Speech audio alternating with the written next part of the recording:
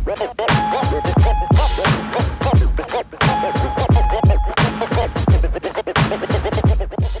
this is Pat Ricard, aka Project Pat, and you're listening to the Baltimore Beatdown Podcast, the best Ravens podcast on the planet.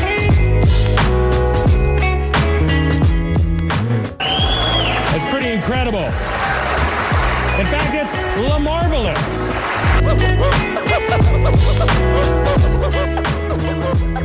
Thank you, guys.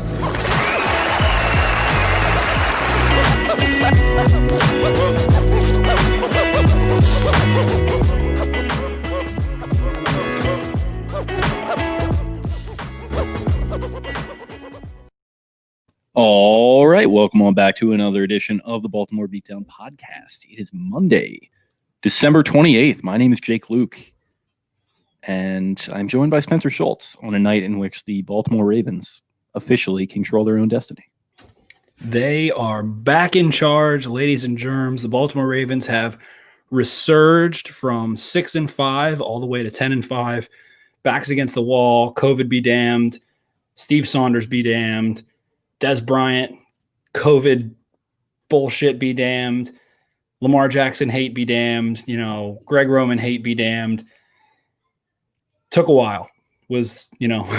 Everybody was in a panic following that Dolphins game. And ultimately, COVID struck against the Ravens. COVID struck for the Ravens. Hopefully everyone's not sick or anything of the sort. I don't mean to put it that way, but the hammer swung back the other way. The pendulum has recoiled against the Browns. They can't take down the New York Jets, the Jets, and the Steelers have an all-time comeback resurgence to take the division. And there was a brief period of time where there was about 2 minutes and 20 seconds left in the Browns-Jets game where I was like, never mind, lose, go Indy, go Indy, go, just to get Pitt back into their turmoil. But they might be emerging out of a dark period the same way the Ravens had to. And at the end of the day, Baltimore Ravens looking like they're going to go 11-5, make the playoffs for the third straight year, and, all freaking roses right now.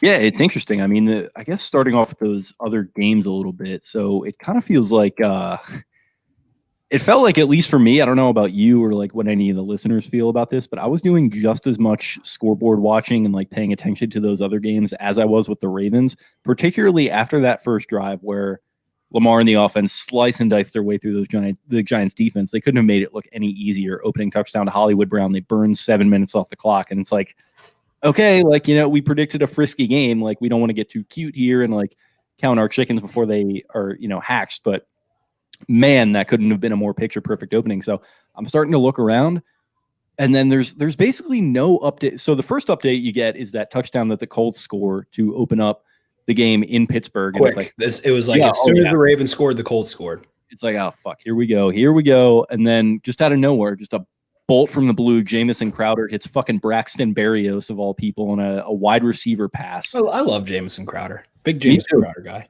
The Ravens looking to signing him at some point. But that was the first thing where it was like, okay, like feels like the Steelers aren't going to get it done here today. Are we going to have to be putting all our chips down onto the Jets side of the equation here, which even after that big play, it's kind of like, okay, this is maybe a little Teflon. Like the Jets aren't on the same stratosphere as the Browns. And I think that's still true even right now. And I think that was true even with the Browns and their COVID situation with their wide receivers. I think the Brownies should have won today. They let one really slip through their grasp, and it's unfortunate. But a lot of scoreboard watching, and that opening touchdown to Braxton Berrios. So it was like, okay, like, is this going to open up the floodgates? And it kind of did, because the Browns were not able to hang with them at all. Then the Steelers game kind of goes quiet for a little bit, and then all of a sudden they kind of start to charge their way back into it. So there was this really frenetic energy where in the second half, I was paying more attention to those other games, or at least trying to, I think, than the Ravens game. Great effort by Andre Luke today to hop onto the remote and do a ton of fucking with like the time and like he likes to like rewind and like check out the cover two defense and like miss tackle. Oh, yeah, a regular Baldy. Yeah, he's a big fundamentals guy. Andre Baldy Luke. Yeah, we were doing a lot of analysis of the Tampa 2 or whatever he was calling it. I don't think any of it was correct, but that's where we were at, and it was a weird viewing experience, but a pleasant one ultimately. It was. The Ravens were methodical. They open up. They hit the perimeter, as we discussed in the pregame. The Giants have these thick body, defensive linemen up front, and they use that 20 personnel, that 21 personnel, the pony package, the two horses, Gus and Dobbins, who were both fantastic. Holy shit, what a Gus Edwards game. This was Gus Edwards' best game of his career, it feels like. And they were creative early. They were decisive. Lamar was cooler than a cooler. Shout out to my jeweler, and able to hang in the pocket. Hollywood Brown working open in the end zone has become a theme of his. Finding space, working with Lamar, as well as Des Bryant, who scored later on in this game. But the Giants had 3 plays in the first quarter. 3 plays in the first quarter. The Ravens marched down the field twice and handle business, stick it to the Giants offense, put them behind the 8 ball, force them to be uncomfortable. And they didn't get anything going until Justice Hill finally kind of gave them a little bit of life. And they had resemblance of a ball game at one point late in the game. But the Ravens did a fantastic job today, especially in the first half. They started to unwind a little bit in scoreboard watch, it felt like, as we all were. It was just hard not to when the Browns are losing to the Jets the entire game, essentially. And, the Jets afforded the Browns several opportunities to come back into that game. They did. The Browns blocked a kick, and there was a missed extra point, I believe, and then another missed extra point. And the Jets are repetitively throwing the ball in 3rd and 1 and not completing it and then punting the ball. Focolati, whatever his name is, the Jets interior defensive lineman, 2 roughing the passer penalties. The Browns had all sorts of opportunities to win that game. Of course, they were shorthanded in the wide receiver department, but Baker Mayfield, mega, as you like to say, mega tough scene. It was. Baker's a guy who, like, the camera loves him, and like that helps him when things are going well, and when things are not going well. Some of those reaction shots are pretty tough. And the one today of him like sitting on the bench just with his head just draped down, that sums up the Cleveland Browns football experience in the 21st century. And listen, they can still get in. They got to take on Pittsburgh at home next week. I feel like that's going to be maybe their play-in game. So they still got a shot here. But, man, that is a tough one to drop. Mega tough scene for our friends in Cleveland. And I do, listen, I feel for them a little bit. I feel for the players with the situation that went on with COVID and everything. And obviously they're the kid brother. Yeah. And like some of their fans are like kind of assholes. And like some of them I think are a little bit like, obviously we're friends with like Mark and some other people that are, they have some of the most, lovely fans that are very meta and insightful and things of that sort. And then they also have like the new age OBJ fan type that comes in, and like the young hot rods. Yeah. And it's like a weird dynamic where like kids that are like our age are like bitching at us about like the move, and it's like, okay, well, neither of us were really like alive or conscious when that happened, so like you can probably calm down with that stuff a little bit, but that happened to us and we complain about it. So it's just a funny, interesting dynamic, the shared history between the two teams often bubbling up when you kind of least expect it. But I did like I've been saying this a lot, and I think I will again give Baker credit for going to the podium today and like facing the music and saying like, no, you're not going to blame these guys who got called up today. Like they did their best. It's on me. So credit to him for that. But like, I mean, he fucking fumbled twice to lose the game.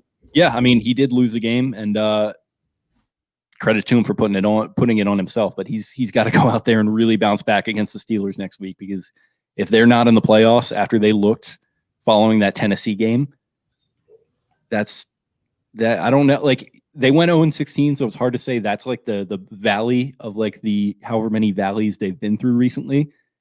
But that's going to be tough if they were, at one point 10-4, looking like a potential, maybe even a team that could vie for the Super Bowl, and potentially on the outside looking into the playoffs. Everyone's pretty similar to the Titans last year. I talked a lot about the similarities between those offenses, and they've got a couple playmakers on that defense, but just not enough, and their secondaries.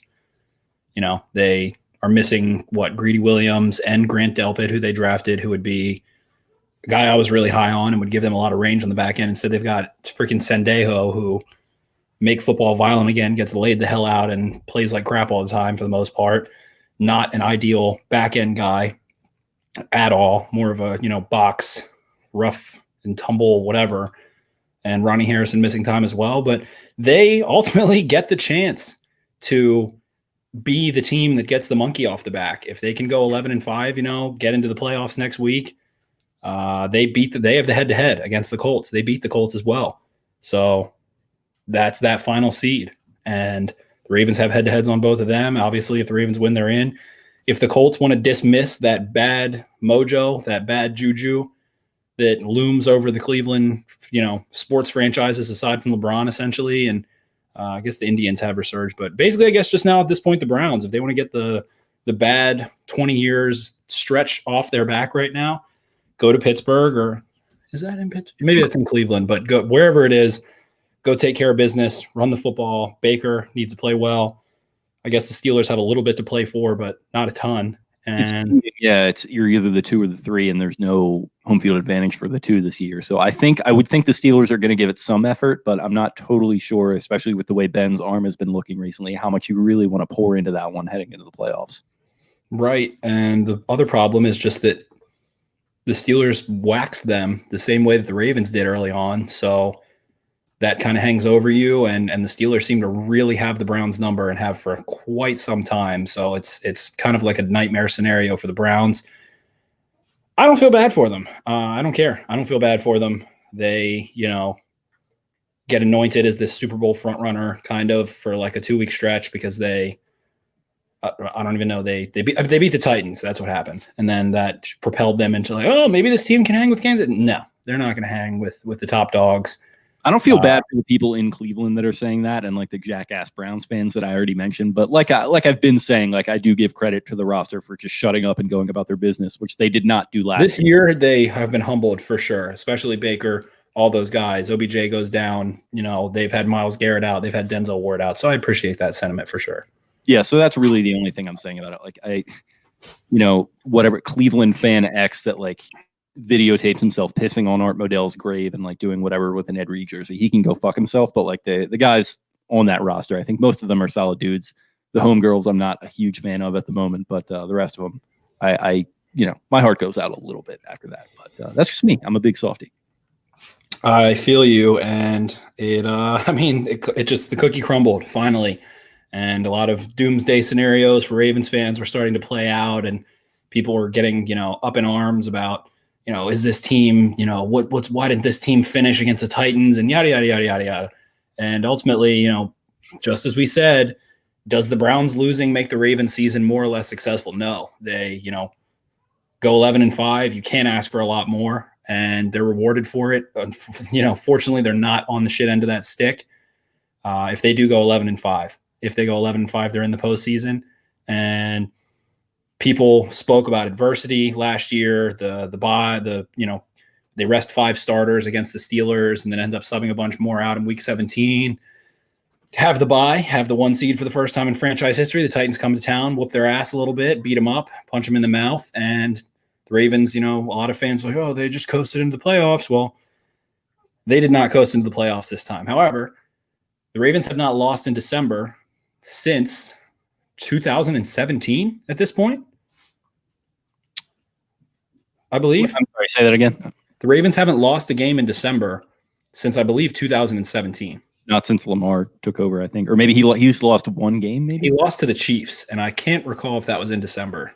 I think it might have been. Like it was right near the end of 2018, so I think that was the 1 December loss that he's had. So they have been finishing well, and like we said, they have that kind of that aberration, that 14-2 year. Yeah, it was December 9th. So the last time the Ravens lost in December was December 9th, 2018. And they, start hot. Ravens 5-2 this year. It's the John Harbaugh experience, and it is what it is. It feels like they're back in the 2009 to 2012 phase in ways. They start hot, bum out.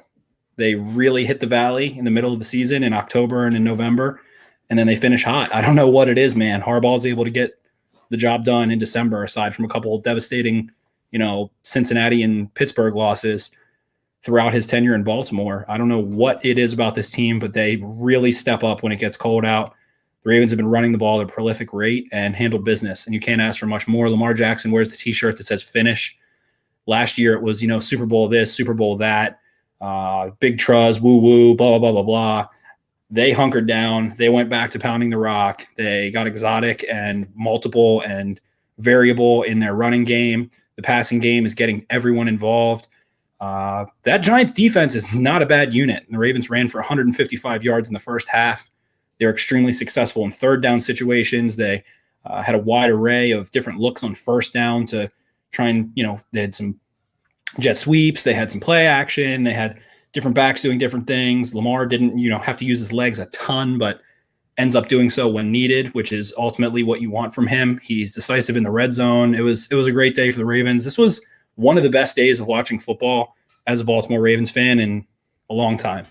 Yeah, I mean, it was, you don't score 30 points, but like it just everything felt just like a well-oiled machine out there. They just went out there and just did what they had to do in everything. Judon had a massive game.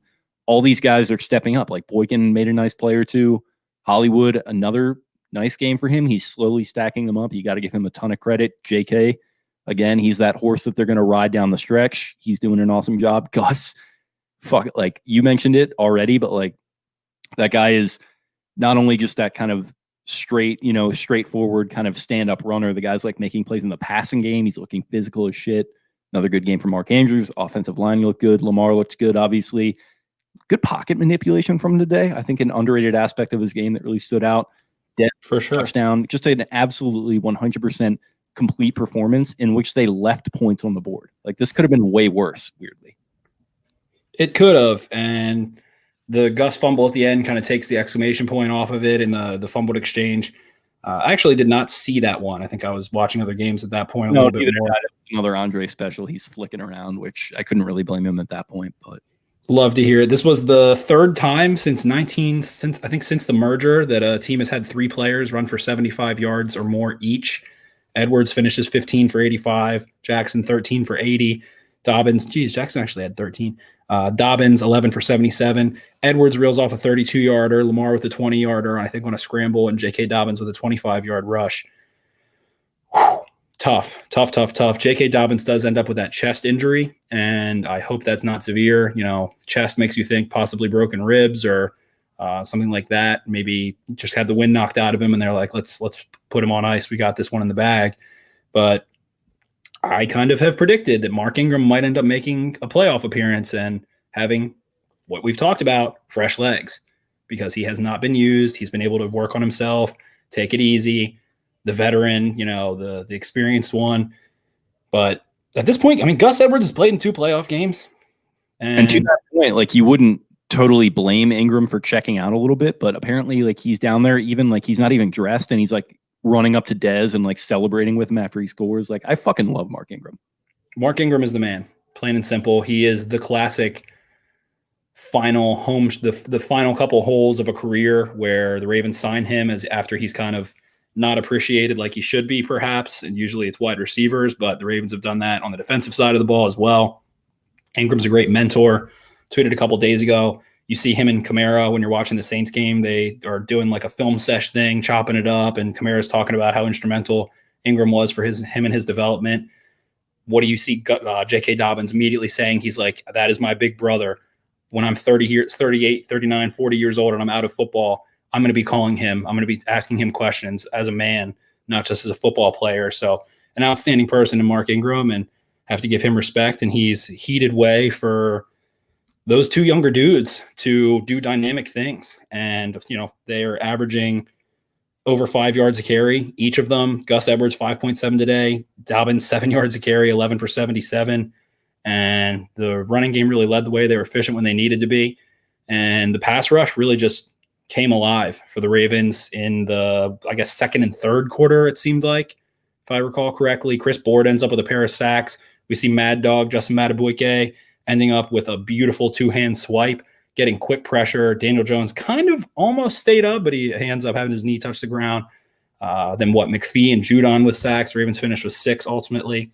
So just an all-around team effort. Devin Duvernay making plays on special teams, couple nice kick returns, couple nice punt returns. Andrews making plays, man. Everybody was clicking. And this Giants team is not a joke like some of the other teams that they might have played this year. And while their record doesn't indicate that, they have a stout unit. They've given people problems. They beat Seattle. They really stymied Seattle's offense, who has been struggling, but the Ravens simply took care of business and were rewarded for it. Yeah, I feel like if Joe Judge gets himself a little bit more functional quarterback than Daniel Jones at some point, I'd keep an eye out on him as a good head coaching sort of figure here as we move forward. Because I do like what I've seen from this team. I think a lot of it is a credit to him and sort of his ability to bring culture. A lot of people, it's been said, and like I don't know, I feel like we kind of lose it right around this time of year when like the head coaching interviews start up. But like, why does every year it has to be like the top offensive and the top defensive coordinators and nobody else is the head coaching candidates? And like there are plenty of guys that do fall into those categories that deserve to be interviewed and potentially deserve to get jobs. But like, look outside the box a little bit, people. That's all I'm asking.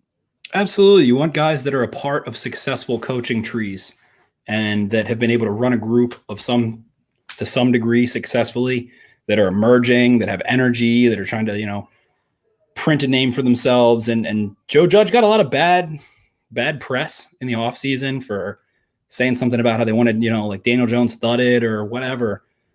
It was a lot of noise, but those guys seem to love him, and that's a feisty football team. And like you said, we mentioned earlier, Jones is coming in cold. He's had a hamstring injury, an ankle injury. We didn't see him extend plays a ton. He did move in the pocket a few times decently well, but the Ravens confused him. They got a couple false starts out of it. They had that offensive front really confused, a lot of free rushers, a lot of free pressure, different alignments, different fronts. I thought we were going to see some more basic coverage. No, sir. Anthony Averett played his tail off today. He did end up letting up a touchdown on kind of like it was just like in the end zone, and who was it? Shepard played leverage well and kind of broke outside against him after he initially came inside, and that was a tough one. But Averett, I mentioned him in the little pregame show we did today as someone to look out for. Made a couple huge plays, like 3 huge plays, couple pass breakups. Play of the game, I'm going to give to the guys in the white and black, the referees, picking up a flag against Marlon Humphrey. I know that you loved that one. They got that one right. Humphrey textbook breaks across the ball right around the end zone, the 1 yard line, something like that. And the paint, I think. Right. And the flag gets thrown. You look at the replay. Humphrey is arm around the waist. He does not alter the receiver's path. He does not prevent the receiver from catching the ball at all. Crosses face, slaps it away. He played well today. I thought he was a little bit more calm in coverage, which we talked about, him kind of getting frantic in his footwork. Him and Chuck Clark both have been really grabby and a little erratic down the field, it felt like, in the past month or two, or I guess month. And we saw a couple deep balls. Chuck Clark played a hell of a game. I mean, who didn't play well for the Ravens today? Patrick Queen actually did not play too well, but almost a lot had of great stuff. What did you say? Almost had a sack or two, I think, Queen. Yeah, he missed 2. He also missed a very bad tackle against Wayne Gallman. Deshaun Elliott comes in like a jungle cat to go clean it up. He gets hurt. That play, yeah, he's holding his arm, which makes you think, well, he broke his forearm a couple years ago. That's not great.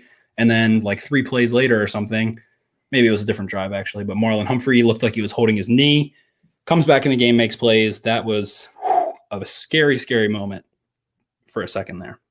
To that point, I mean, we've touched on it, and you mentioned Ingram maybe having a big role in the postseason. Kyle has mentioned, who is in the chat here, calling us nerds. So fuck you, Kyle. But great point. Nerds. In that Ingram could have himself a big week 17 and pop off against the Bengals.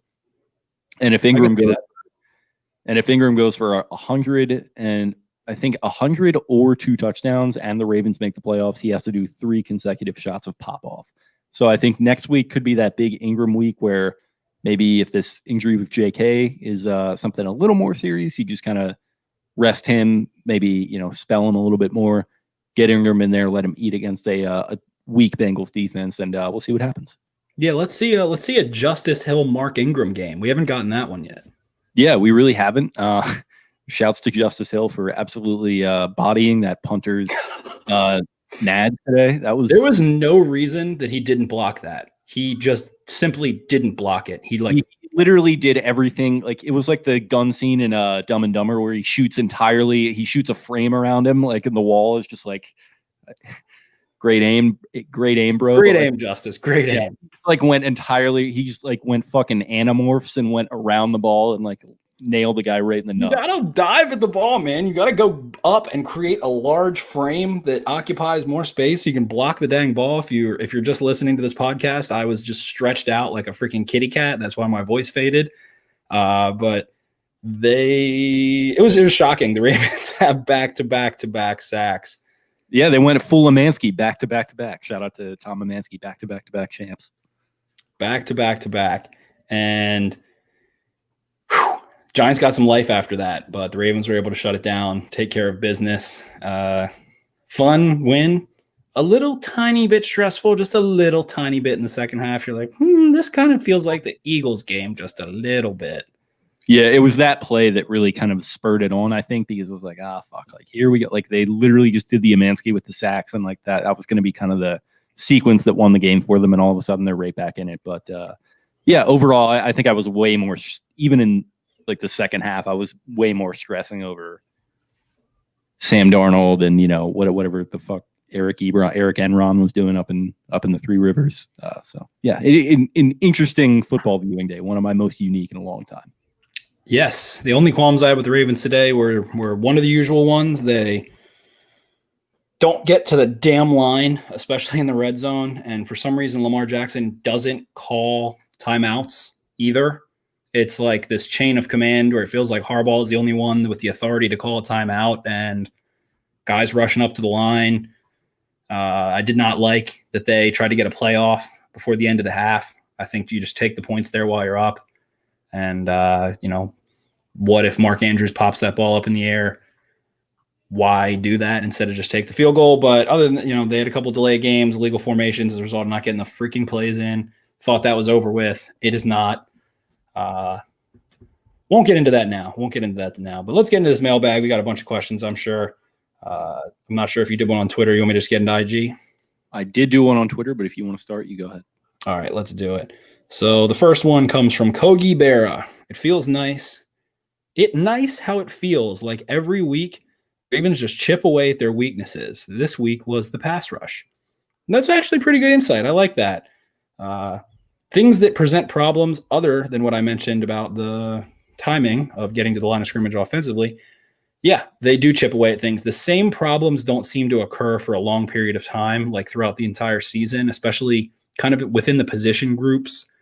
The receivers have stepped up a lot lately. Miles Boykin has a big catch, has a big block, also gets a penalty on a block, if I recall correctly.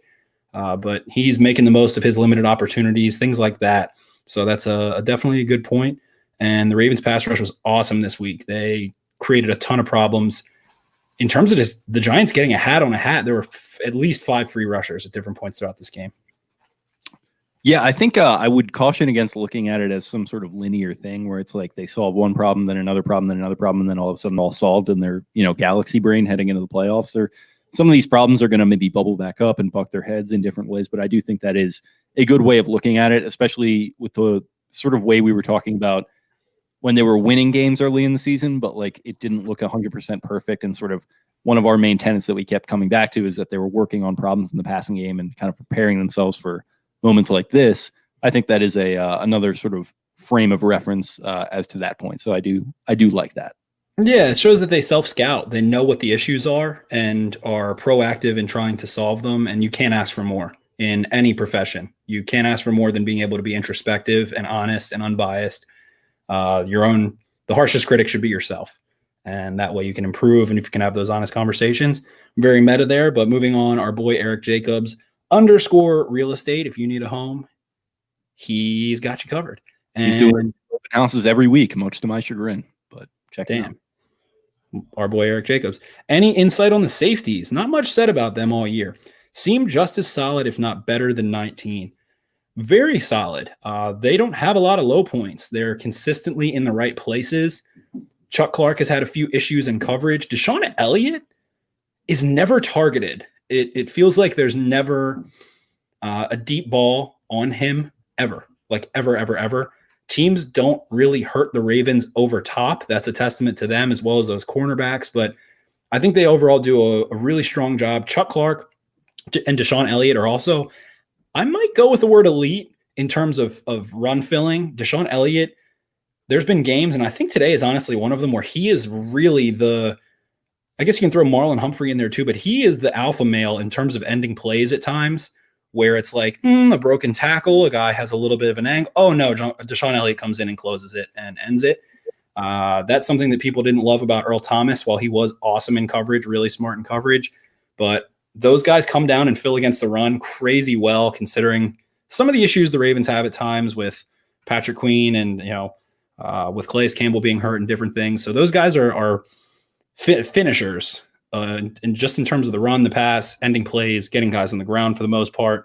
AJ Brown kind of scorns you there, but they're not out of place. You don't really end up seeing a lot of negative out of them. It's pretty quiet performances. They're not targeted a ton. I think they have one combined interception, if I'm not mistaken. I think Chuck Clark has one, maybe. I think he's had a couple called back by penalties, but yeah, I think it's probably only the one between the two of them.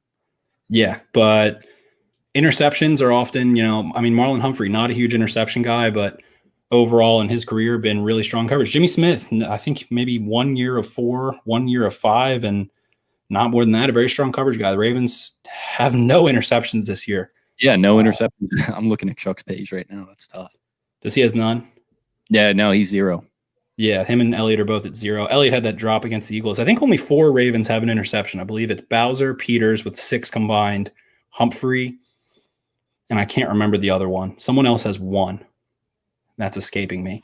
But different from last year in that regard. I felt like they're still opportunistic with the fumble forcing, but it feels a little bit different. Like Peters isn't doing house calls nearly as much. Part of that is due to his health recently, but Marlon not getting targeted, kind of not really, getting the opportunities that he got. He gets targeted a lot. He just plays through the catch point. Okay, I see. Yeah. Okay, I see. I think he's one of the most targeted players in football, actually, because he's in the slot a lot. The guy that would get interceptions here and there, so he's not in there. It's LJ Fort's had a couple called back. Patrick Queen has dropped. Patrick Queen is the other one who has one. Queen. Patrick Queen has dropped at least 2. I remember the Eagles one. There was another one he dropped, but they haven't had a ton of picks. But in regards to the safeties, the fact that you don't have a lot of negative to say about them kind of speaks to how they've performed this year. It's been a quietly solid performance. That's why they're out there. They're the safety valve. You don't want to have to use them. So I think, especially like with a guy like Chuck, like just being that kind of traffic cop and like being the communicator of the defense is sort of his role. Elliott, he's like, I guess he's hypothetically supposed to be your free safety, but safeties are so multiple in 2020, it doesn't really matter anyway. Get a little bit. If you're not an elite like range guy like Jesse Bates, Justin Simmons, then you're in a defense where you rotate and guys have different roles. Yeah. Yeah, and it's like Deshaun Elliott is like hypothetically he's supposed to be like that free safety guy, but like for me he's kind of like souped up to Juan Landry vibes, which like I like that a lot. Absolutely. And Chuck Clark has kind of gotten dunked on Tony Jefferson style a couple times this year. Some tough scenes against some tight ends and a couple pass interferences and things, but responds really well, and it never snowballs into a huge poor performance of a game. Not great insight, but there is one game I think he did consistently a little bit struggle, but they've kicked it off.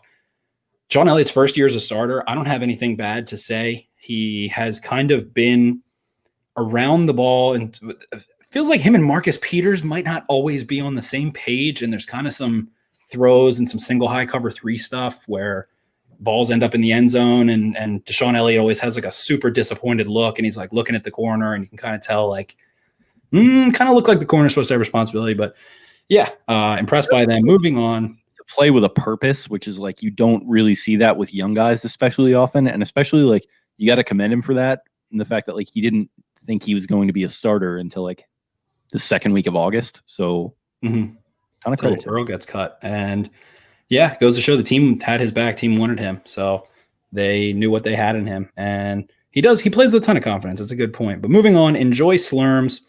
1 win away, gents. Also, Justice Hill should be running hills all week for such a dumb penalty. It's how he plays on special teams. Like he plays with his fucking hair on fire out there. But he didn't though. That was such a hesitant rep. It was. I don't know. Like I don't know. Like he played like if his hair was on fire, he would have fucked that punter up and blocked the kick. Like Yeah, okay. Let him run hills, do whatever. Like I feel like that's the kind of thing where you're in the film room, you got the laser pointer going, it's dark. Everybody's got their seeds in, whatever they're doing. Coach has a lip in, and you just play it back a couple times, and people start laughing. The coach is just like, "What the fuck, man?" All or nothing scene. The coach is like up there, total football guy. He's like got a shaved head. It's like a John Gruden scene. He's like, "Justice, man, what the heck are we doing over here, man?" Yeah, it's like, let me tell you something, guys. You're going to be running laps around the field, extra if I see this kind of bullshit out of you, Hill, again. They call you Justice. Well, there ain't too much that's just about this play, man. Exactly. So he's, like you said, though, he's made some good plays on special teams. He wasn't, I don't know. I don't think he was a huge special teams guy at OK State. Feels like they wanted to use his athleticism and just get him on the field, get him comfortable in case they need him. And I think that paid off well. We saw what he could do against the Steelers offensively a bit. And I feel like the special teams play translates. So hopefully that's just a one-play thing, an outlier, and doesn't end up ailing him in any way, because I'm a big Justice Hill guy. I have a lot of love for Justice Hill. Yeah, I think it's fine. Like, he made a mistake. That's okay. It was, relatively big in the moment, but, he'll learn from it. He wasn't the only one who fucked up today. There's lots of penalties, lots of dumb stuff. D-Doogs, I think, or D-D-O-O-G-S, whatever it is. First sack for Madubuike, not a question, just hype. You guys know how hype I am. I've been in love with what I've seen from Justin Madubuike the last 4 weeks. He had a strong game against Indy as well. Getting interior pressure as a rookie in the trenches, it is a beautiful thing. Interior pressure wins games. If you can consistently, from your 1 tack or 0 tack, your 3 tacks, your 5 tacks, those guys, or I guess just 3 tacks, if those guys can win against guards and centers and force the quarterback off their spot, you win football games, plain and simple. Seeing him with the handwork, the get off, all of those things, the culmination, feels like the football gods rewarded him for how much he's developed this year, and he is playing at a high level. It is they're really just peaking overall as a team. Des Bryant getting involved in the red zone at the right time. Hollywood getting back on track at the right time. J.K. Dobbins getting hot. Lamar playing calm. Like, the offensive line comes together. This season has been crazy, but the Ravens are in control right now. They have 1 game to win, and they are a tough matchup in the playoffs. So we've both been getting deep into the creative game, Adobe. We only have 4 days left to do this or so. Need a little Mad Dog 2020 situation out of you. Oh, yes. Let's go. That's what I'm about. Jake's been killing the face animations, as you guys have seen on the Baltimore Beatdown Instagram. Moving on, B-Rose 931, our sweet little depressed boy. How did Big Ben look bad against Cincy but look good against Indy? Why can't he just fuck off already? Listen, I don't know if like today's performance inspires a ton of confidence in me that he's like somehow back all of a sudden, but yeah, that's the Big Ben experience. The Colts didn't score a point in the second half. He's gonna have a tough game, and then he's gonna make a whole big show about, maybe this old Cowboy's gotta hang his spurs up after all. Oh my God, you're so right. It's like old. Then he comes riding in on the fucking white knight next week, and he does what he has to do. And it's just like, it wouldn't be Ben if there wasn't some sort of fucking sideshow going on every fucking week. That's what this guy does. He's the most secret, sneaky diva that has ever existed in entertainment and sports and anything. Fucking John Wayne Roethlisberger is what I've called him in private circles, and I will put it out there now because that is what he is. He is a fake and a fraud and a Teflon cowboy, and he doesn't deserve. He's a damn spaghetti western. He is. He's great. Listen, he's a great quarterback, but it's all the theatrics. I'm good. There's such shitty theatrics. I would love it. I would have so much fun with it if it were my quarterback, but from the outside looking in, come on. Hilarious. Moving on, Jim Dean. Is it the offensive line or scheme for the improved run game the past few weeks? It's both. It also has to do with Lamar being more effective, making people pay. The Ravens have started to use those jet sweeps a shitload, and I was a little whiny bitch this offseason about basically saying, you see Fox put the stat up, I feel like they lied. Because their performance today, to be fair. They had a tough one. Don't even get me started. But they said that the Ravens were second in the NFL in pre-snap motion. That does not mean at the snap. I know that the Ravens lead the NFL in at the snap motion. Someone's in motion as the ball is snapped. The 49ers were listed at 74% as first. The Ravens were listed at 70%. That is exactly what Warren Sharp put for the 2019. That was actually SIS, I think. I think he uses SIS numbers, but he put that in his book, and then they said that exact same number, and I just don't think that is exactly the same. But anyway, they use those jet sweeps. They use Duvernay. They use J.K. Dobbins and Gus Edwards. They've expanded the running game scheme-wise. There's more counter action. Teams were starting to really I love Nick Boyle to death, but the Ravens were really relying on Boyle and Ricard to be lead blockers in one way or another every single run play. Like every run play, everyone was joking, follow Boyle, you find the football. Follow Ricard, you find the football. Now they're using the more college schemes, the more college option schemes, the bash, those so-called veers, where there are linemen pulling, there's a back going away from the poles or with them, and the quarterback is going the other way, which creates, pretty much most, I want to say, not obviously I don't have some sort of actual number, but 80% of the time you're going to be right as an offensive player. If you make the right read, you're going to have a successful play, especially when you have Lamar Jackson and J.K. Dobbins doing it, who complement each other with the burst, the acceleration, the ability to make guys miss or play through contact. In J.K. Dobbins' case, they make people pay and are able to really wait for holes and then just fly through them and break angles. So that's been a big part of it. But also the offensive line, man.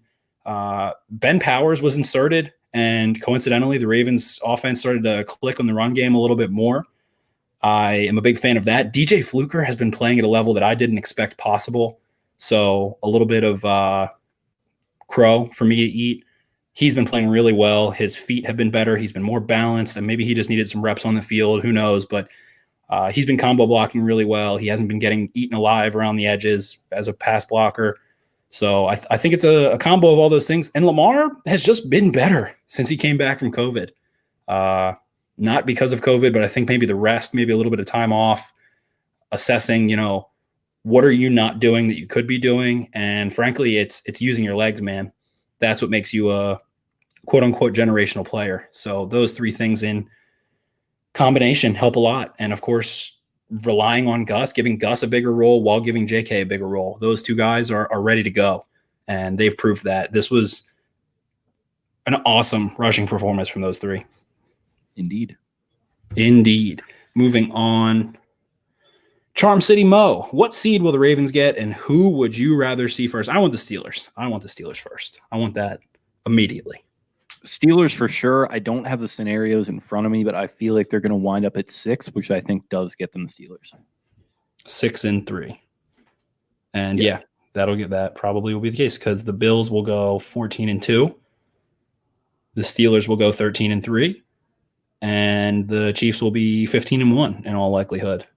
Maybe 14-2, actually, because they have the head-to-head over the Bills. Maybe they don't need to win next week. I don't even know who they play. I want to say it's a divisional game. Yeah, Bills have head-to-head on Steelers, so yeah. Seems like it's almost and completely locked in. Then the other would be the Titans.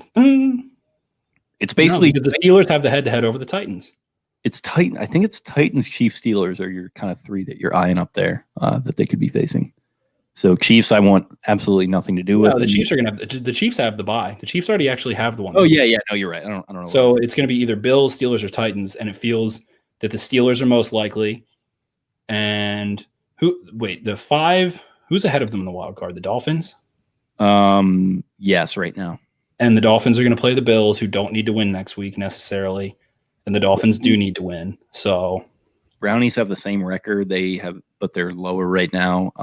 Colts are still in it. So it feels like the 6th seed is kind of imminent almost.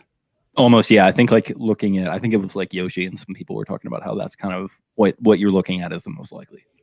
For sure. And I like that because I don't want the Ravens to be the 7th seed because that feels cheap to me because it's new and I am old school. And I want them to not be the 7th seed. So maybe they should have just won more games. They have no one to blame but themselves. Maybe they should have gone 13-3 and been the 6th seed. What do you think about that? What do you think about that, head fuck? They should have just picked themselves up by their bootstraps. That's what I've been saying. They really should have. But Steelers feels like it is on Like the stars are aligning for the Ravens to go whoop the Steelers. A little bit. And maybe not whoop, but maybe like have a really hard fought game and Lamar gets that one off his back and scores 2 touchdowns and doesn't turn the football over. Banks had a good tweet that there are going to be 2 buys handed out, and this was pre-Steelers breakout in the second half, but like the 2 buys are, you know, the 1 seed, the Chiefs, and then whoever plays Pittsburgh in the first round there. So they are without Bud Dupree, without Robert Spillane. They got Vince Williams back today, if I recall correctly, but Chase Young said Baltimore exposed some things. Moving on, Connor Hinnerman. What would it take for the Ravens to move up to the 5 seed? I'd prefer to stay 6 or 7. Dolphins lose and Ravens win. The Ravens have to be the only team. The Ravens have to be ahead of the Dolphins. That's all, actually. So if the Dolphins lose next week and the Ravens win, that's what it takes. Moving on. Why not bring Tony Jefferson? They need a 3rd safety. I don't. do they? Kind of, yeah. Like what we don't know what Jordan Richards is. The Deshaun Elliott hand scare thing kind of makes your heart jump, and you're like, do you want Richards in there? Jefferson, Levine, Jefferson? I mean, I don't know. It feels like they just don't want to Jefferson. Yeah, I feel like if that was going, like, that's kind of my thing with that is like if it was going to happen, it probably would have already. That is true. I don't hate that idea I necessarily. wouldn't mind it. It depends on like if Tony wants to do that, because like he got let go by them. Like, is there any? I don't think there's hard feelings, but like, would it maybe be kind of? I mean, he tweets like openly rooting for the Ravens still. Yeah. I like from that sense, like I get that, but like, would it be kind of weird to like come into the locker room and like be a backup for like a couple games? Like, I don't know. Who knows?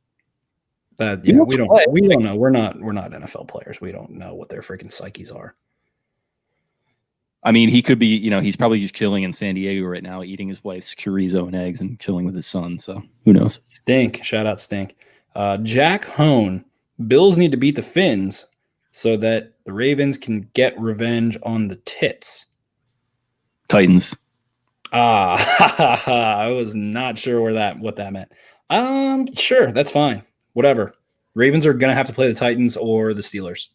The Titans just give me such existential dread. I just like that's a team I want nothing to do with right now. But with the way the Ravens are playing, who knows? Another game where, I mean, really, they live and die with Lamar Jackson, man.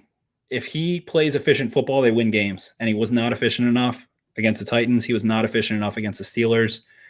And they lost 4 turnovers against the Steelers. One of them doesn't, really matter that much. It was a turnover on downs if he didn't get it anyway. But stupid interception on a weird deep pass. Couple dumb mistakes that lose them those games. And like he's being decisive. He's playing better than that right now. So who knows? Yeah, I'm excited for a rematch because one of those is going to happen. Either way, moving on, B-Rose 931 again. How would you feel about adding Justin Simmons or Marcus Williams in free agency? Yeah, I think that's a really smart idea, actually. Justin Simmons, ink him to a big deal. Then you just have a $200 million secondary, and then they get fucking hurt, and then we all cry. But I actually do love that. Justin Simmons is incredible. He's going to get so much money, though, I feel like. So much money. Probably top of the market. That's what DaCosta seems to like, to invest in the secondary. But at some point, you kind of need to be able to look other places and be more balanced. We'll see how that works out. Yeah, we don't have to get too deep into like off-season construction stuff. But like, I'm just so out on the idea of like investing big money into defense right now. I just want to juice this offense up as much as possible, especially along the line. Get some help at receiver. Let's start flying. Plus, we'll see what happens with Wake Martindale. I feel like it's kind of tough to see him in Baltimore next year, but we'll get to that bridge when it's time. Harder Swami, no jinx. Can Lamar get a perfect passer rating against the Bengals next week?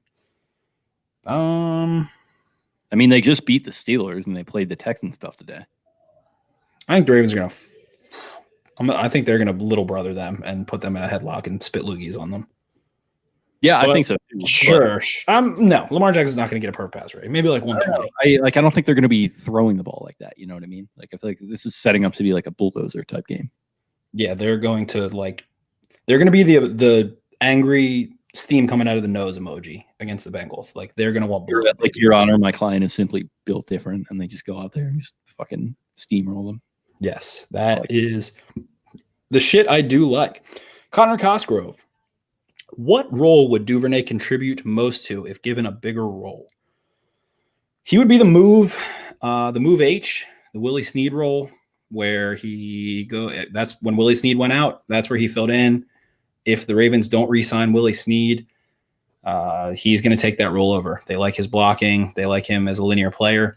He kind of bitch slapped me today because on the opening kick return, he just stopped, hesitated, paused on it, and we just haven't seen a ton of wiggle out of him. We haven't seen him move side to side, move laterally, and make anyone miss.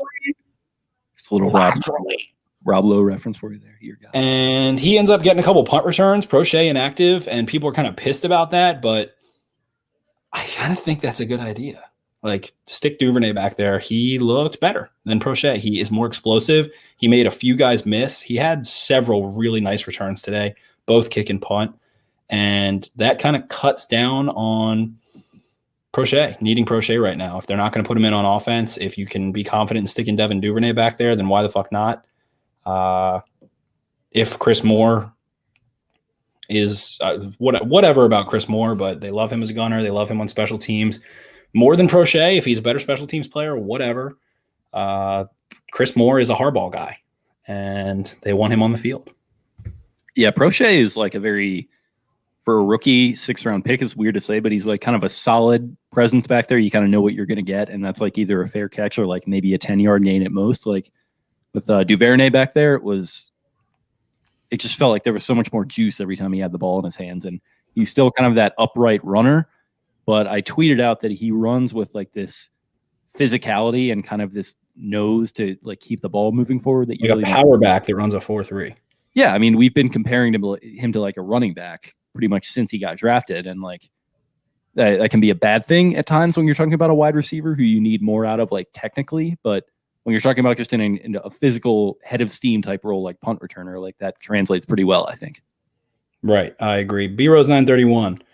Why did the Ravens not start getting sacks till the fourth quarter? Also, I'm thrilled to see Madubuike get his first sack. It's Mad Dog. We call him Mad Dog. They didn't start getting sacks because it wasn't obvious passing situations necessarily. I think they were kind of playing to make the Giants drive down the field. Started getting really aggressive, and I think because they probably started to understand the Giants' pass protection, I think they were playing a lot of half man. That's why we saw some free rushers up the A gap, because there's that big space, the back fills. You can occupy the back and then slip a 6-person past them. But they got home when they needed to in obvious passing situations. And yeah, Madubuike getting his first sack was sick. He is heating up. He is probably going to be one of their highest rated PFF players again. I have nothing negative to say about Justin Madubuike's play. I have no negative words for him over the last month. Nothing. He's playing really well. It's a good pick. It's a good pick. Good pick. Liked him a lot at A&M. Good play. Alex Smearman. Good pick. Good friggin' pick. Good stuff, guys. Alex Smearman. Is the offense actually really good, or is it just the teams that they have faced over the past few weeks? They are really good right now. They are really good. Line play, I would say, is the number one aspect. The second would be Lamar Jackson being calm and decisive in terms of, I'm going to scramble. I'm going to tuck the ball. I'm going to go get upfield and get yards, or chill in the pocket, and I'm going to wait, and I'm going to scan calmly, and I'm going to take a sack if I need to. There hasn't been frantic energy. Until today, the freaking race against the play clock has not been an issue as much. It was good to see Lamar pump a couple times and get the clock reset. You can get that a lot, it feels like. That's the old Brady special. Ask for it, and they'll freaking give it to you because they're not actually paying that much attention. But that is my only qualm. The receivers are all gelling right now. Willie Snead quietly had a couple, I think 1 or 2 catches today and was fine coming back from COVID. Dez Bryant gets fucking open in the red zone.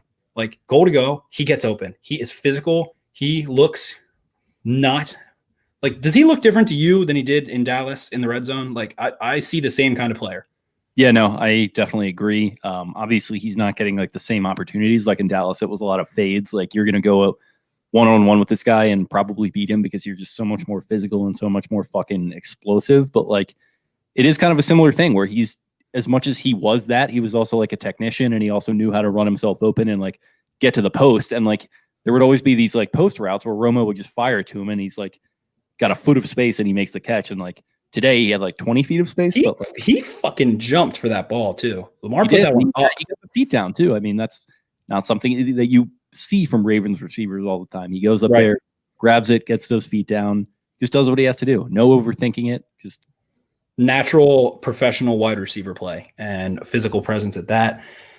And I think Roman, we mentioned earlier, Roman has expanded. He self-scouted and said, I'm running read option. I'm running zone read option. It's not working. Pat Ricard is getting blown up. We're basically telling defenses where we're going. Follow Ricard, follow Boyle. He has used play action on first down more. I was bitching about Mark Ingram getting too much run on first down, and that's gone now. J.K. Dobbins on those jet sweeps, on those options off of jet sweeps. Mwah, chef's kiss. Those are beautiful. And simply Lamar is just making good, decisive decisions. He is playing well, and that always helps. So I think the Ravens offense is definitely in the best place they've been all season. Hard to argue otherwise. Yeah, I think they are too. It is just that decisiveness thing, and it's something that's hard to quantify and say like they've done X, Y, and Z. But I think they just got some time under the belt, and they acclimated to injuries. They acclimated to what they needed to do after a lot of weird turnover took place middle of the season. They've come back strong from COVID, and I think they're just a seasoned, more weathered kind of unit thing you were talking about, like at certain points throughout the season. So I think they are good right now. And for all the talk about the teams they've been playing, this is a Giants team that just went into Seattle and, let Russ cook, that whole thing. So they, took care of business. Right.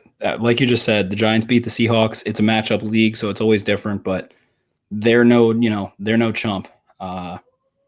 They can do the any given Sunday thing for sure. They're a middle of the pack team. So the Browns, Ravens put up 47 on them, hung a 47 burger on them. We have one comment that I just love. Block 1134. He said he or she, I'm sorry, or they, it, then, whatever. Block 1134. All smiles over here, smiley face. I love to hear that. Same. I'm smiling too. Can you see? Smiles from the boys. Smiles from the boys. Eric Hansen 92. This is a fun one, and I want you to go first, Jake. I'm going to try to read it slowly, and I want to hear your bet, like a good answer on this one. I'll give you a couple more seconds and buy time after I ask the question. A lot of pressure, but okay. Who's team MVP so far? Botched it. Who's team MVP so far? Oh my God. So I can't get it out. I can't do it. Who is the Baltimore Ravens MVP so far? Oh my God. I can't say it. So far. Who?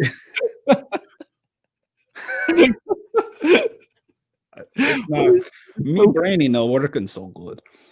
Who's the team MVP so far besides Lamar? So far besides Lamar. Who you loving right now? I'm loving John Harbaugh. Ooh, hell of an answer.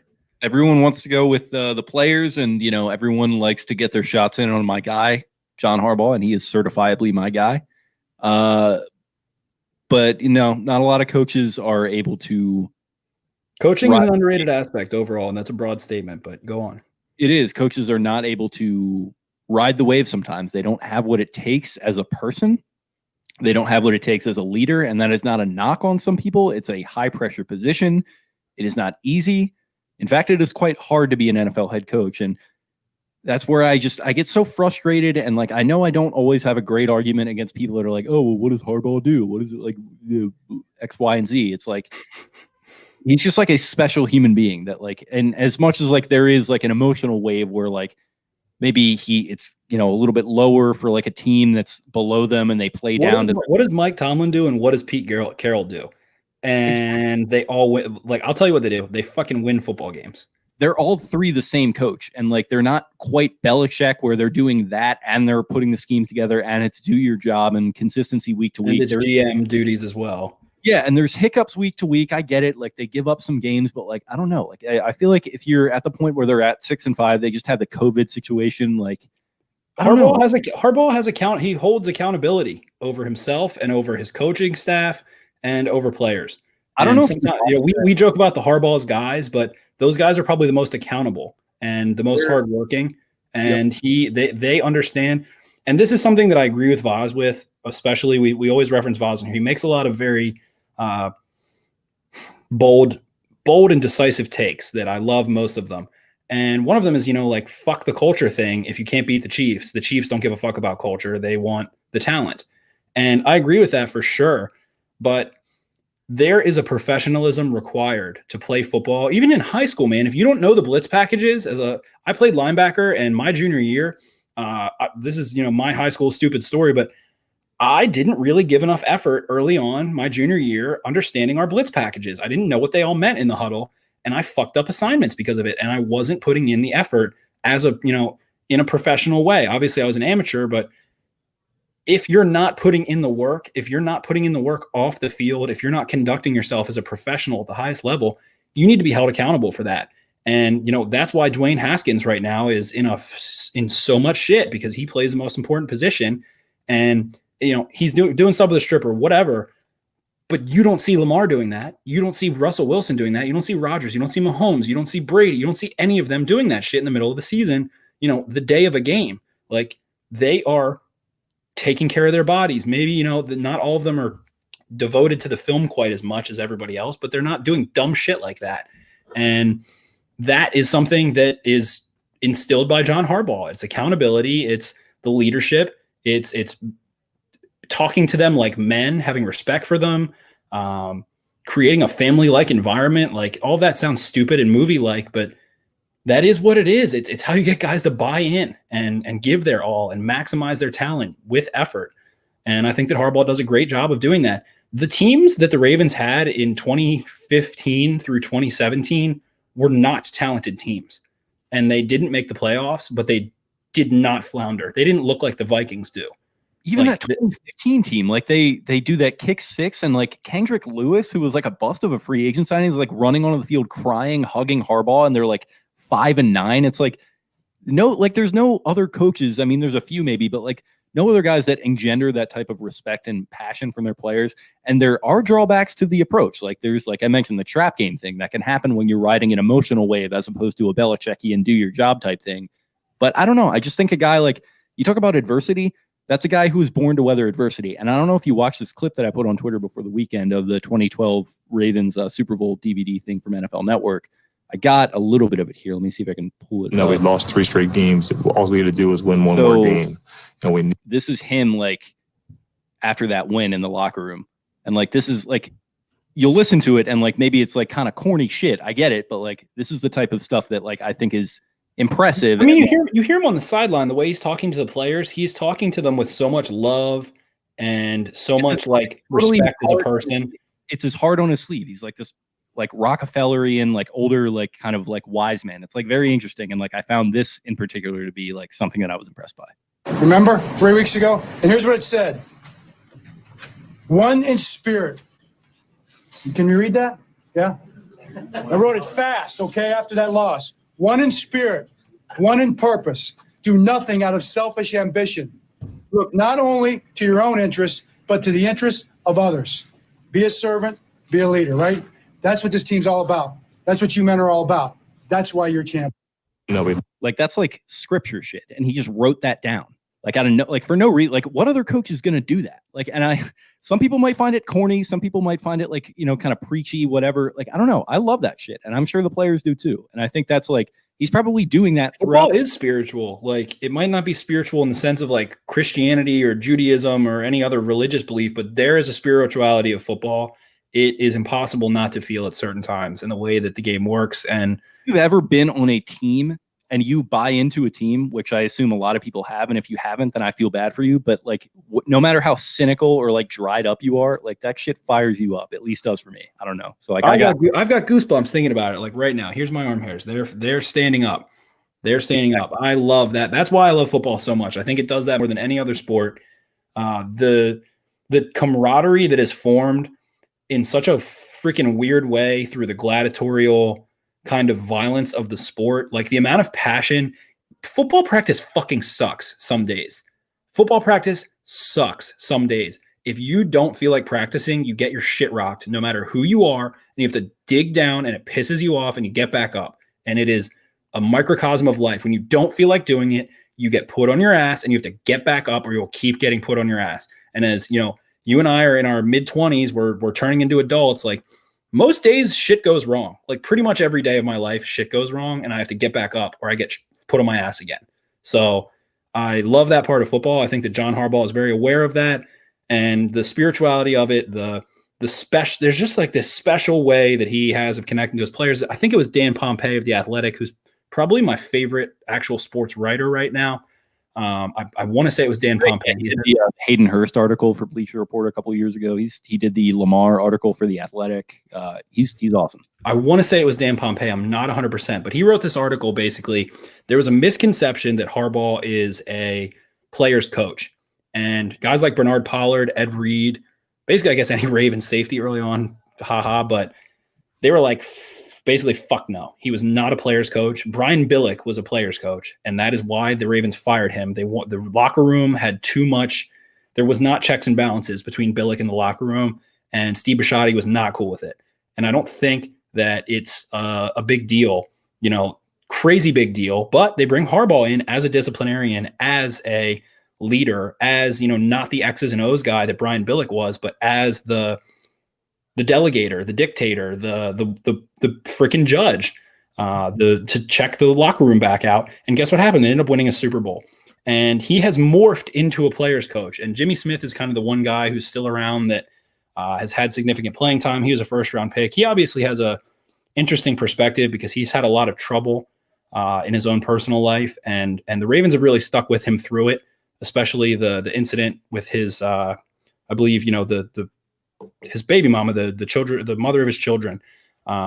He had an incident like that, and the Ravens stuck with him, and he basically said the same sentiment. Like, no, he was not a player's coach. Now he is. He has changed. He's basically self-scouts. He's less intense. The way he talks to Lamar, the way that he hugs, the way that he has love, the way that he probably carries himself with his coaches that way now a little bit more so, and. I think that can be to a little bit of a fault. We see him finally yelling at freaking Greg Roman to get the plays in quicker, but like overall, he just connects and keeps guys on the straight and narrow and keeps the path. He is a leader. He is, the one clearing the path with a machete so that you can walk. And I love John Harbaugh. Yeah, so that would be my answer for MVP. I know it's a little bit out there and like maybe a nuts and bolts like player answer, maybe like a J.K. Dobbins, but like other than that, like I don't know. I just feel like Harbaugh has got to be my answer there. I love that one. For me, player-wise, I'm going to go with Orlando Brown Jr. I believe that he has really stepped up. We have not heard his name in a negative connotation. He is he's been pulling a lot, sealing some holes. No pass rusher, has gotten the better of him at all lately. Lamar's been dandy with Orlando Brown as the blindside protector. With Ronnie Stanley going down, he needed to step up. He was not playing really well. He was playing at like an average, below average level at certain points. Early on, he didn't look like he was in the best of shape, and he has rounded into tip-top form. I wouldn't say he's not playing at an all-pro level. He's been really consistently playing well. So that's my pick. And that does it for the IG questions. I think one person, I think it was the Berra guy, maybe Yogi Berra, asked if Lamar's going to hit 1,000 yards rushing. I think he's 92 away. Let's go with yeah. He's getting 91. I'm going to go a little Herman Cain 999, like I said on the other show. Love that. So he's 92 yards away. I'm going to go with yeah. I think he hits it. I think he's going to bust. In all seriousness, yes, I think he will. I feel like this is going to be a run-heavy game against the Bengals. Okay, jumping over to he torches the Bengals on the ground usually. Tough scene for them. He had 150 on them last year, and then in the other game, he had the number one highlight of the NFL season last year, and then this year, I don't think he ran on him much, but he was kind of being hesitant. Yeah, also kind of a rainy game.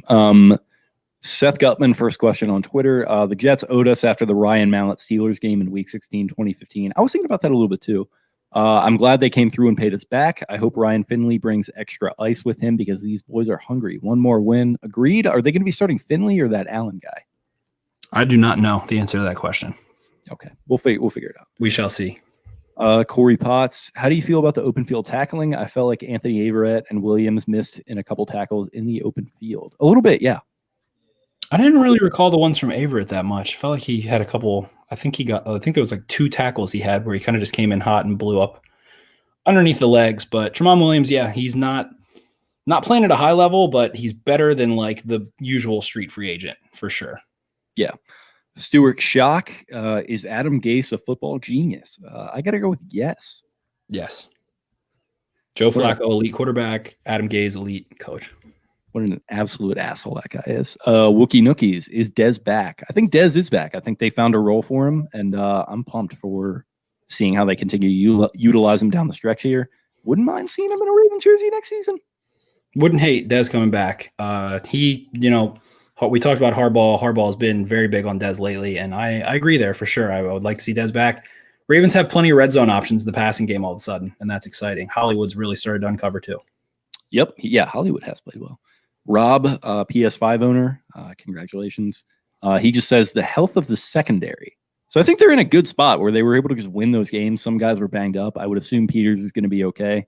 And I don't know. I think they're peaking health-wise. Piquing. Jordan, what was the deal with the drive where they had 3 straight sacks, but the drive still ended in a touchdown? What's the deal with the drive with the 3 straight sacks and then it ends with a touchdown? Why is Justice Hill going after the guy's nuts? You can't be doing that. George! Kramer, why are you coming in across the hallway like that? You almost hit me like Justice Hill hit that guy. My ridiculously hot girlfriend got freaked out. But it doesn't matter, though, because there's going to be another one coming in next week, even though all I get is 10s. And white guy, play. I only eat at a diner, but all I date are 10s. That's the life of being a comedian, I guess. Oh, who are we kidding? Yo, who are we kidding?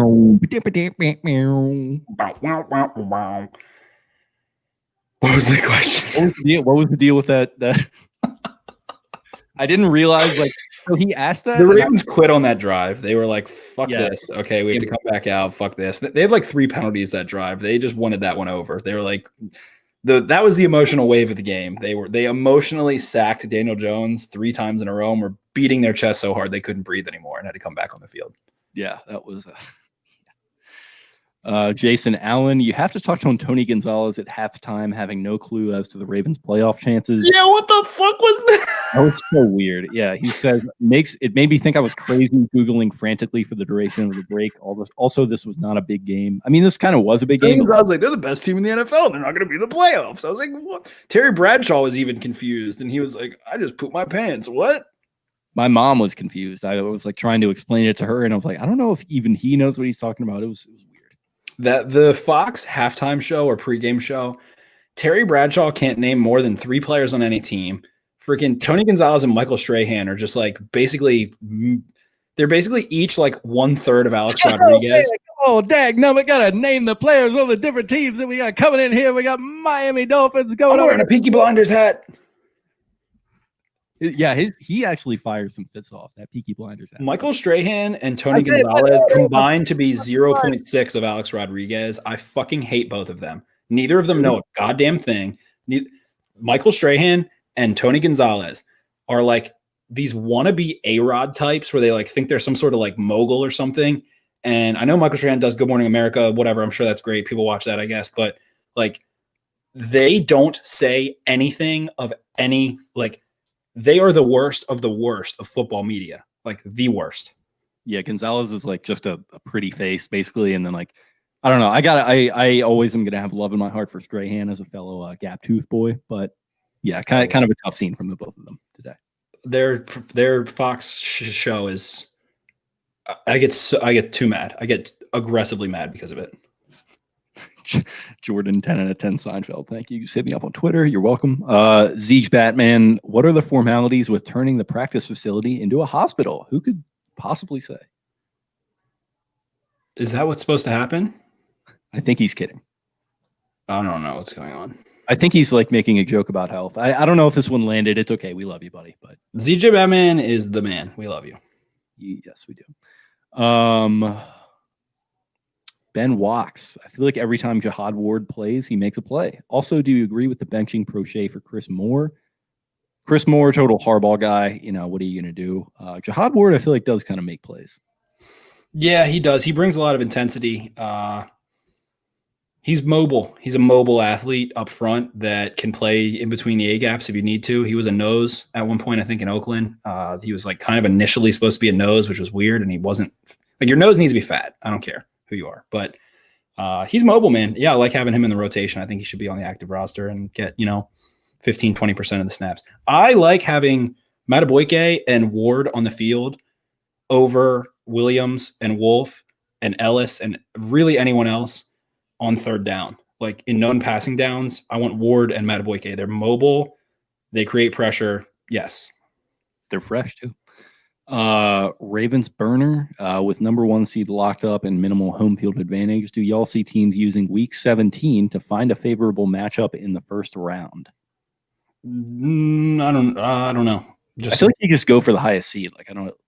Yeah, I think you do. I mean, there is a benefit to the highest seed. If the Chiefs somehow lose, then you get the home game. So yeah, and you just go for whatever the seed is the highest. I feel like you're just going to go for that you can get.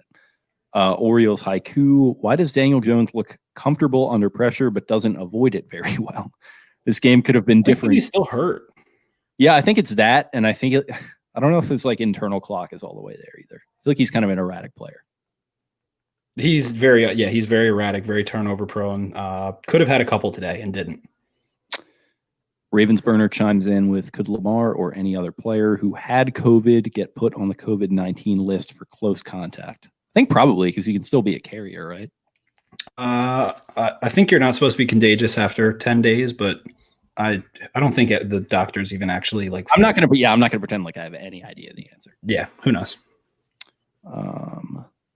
Basic poi. What's the official word on what we're calling Tyree Phillips's fumble recovery and first down run last week in the Jaguars game? I'm partial to the fumble and the rumble, but I haven't heard too many ideas. Yeah, I don't know. I haven't really thought about that. What was that one again? What is the official word on what we're calling Tyree Phillips's fumble recovery and first down run last week in the Jaguars game? He looked like an elephant. Something elephant. Use the word elephant. We'll think about it. Okay. LaMarvelous. Getting deep here. Okay, with the different possibilities being Dolphins win/Browns win equals playing Steelers. Dolphins win/Browns lose equals Bills. Dolphins lose/Browns win equals Titans. Dolphins lose, Browns lose equals Titans. Can we all agree we are Dolphins fans next week and hope the Bills are resting? Yeah. I mean, yeah. Let's see the Ravens go back to Pittsburgh. Yeah, please. Shane Spicer, what do we collectively have to do to keep Chris Moore off the active roster? Chris Moore is like Rasputin. He's just always going to be there. Chris Moore, I mean, what is Prochet doing? If Duvernay can come in and immediately make an impact in the return game, and Prochet is not an effective gunner, that makes sense to put Moore in. Okay, so you have just privately texted me, and not to air you out too much, but your laptop is running low, so we're going to run through. I'm in the Outer Banks for New Year's. I'm not fully situated. I have my recording situation. I did not plug the laptop in. So let's wrap this bad boy up. Cool. So yeah, okay. Sorry, we're not going to get to the YouTube comments in that case. Actually, I do want to know, what is Spencer's highest level for organized football? It's high school, right? Just high school. I tried out for Towson and got, I was like, fuck this now. It's unfortunate. Okay, well, anyways, appreciate you joining me here, bud. Running close to an hour and 20, so nice little length there for a recap show. I like that. Appreciate everyone tuning in. Hope you guys enjoyed it very much after another nice Sunday here. It's nice to have some good Sundays following a tough month there in November. Ravens currently on the inside, not looking out. They're looking forward. So they got to go to Cincinnati and get it done next week, and we will have a preview show for you guys later in the week as we roll in towards New Year's. Your boy off work all week. I'm extremely excited about that, to just kick my feet up a little bit. So be doing that. Yeah, you'll be doing that down in the OBX as well. But we'll be getting some content out to you guys in short order for that preview game. So stay tuned. Appreciate you all tuning in. Go ahead and subscribe to us if you have not already. wherever you're getting your podcasts, and leave us a nice little rating and review wherever. Give us some reviews. We haven't gotten any in a while. Let's get the reviews going. The boys need it. Help the boys out. Give us those 5-star reviews and leave something nice. Appreciate everyone tuning in. Follow us on social media, please. You can check out the show at Podcast Beatdown. You can follow Spencer at Ravens for Dummies. I am at Jake Luke. That is Louque. Until next time, arrivederci. See ya.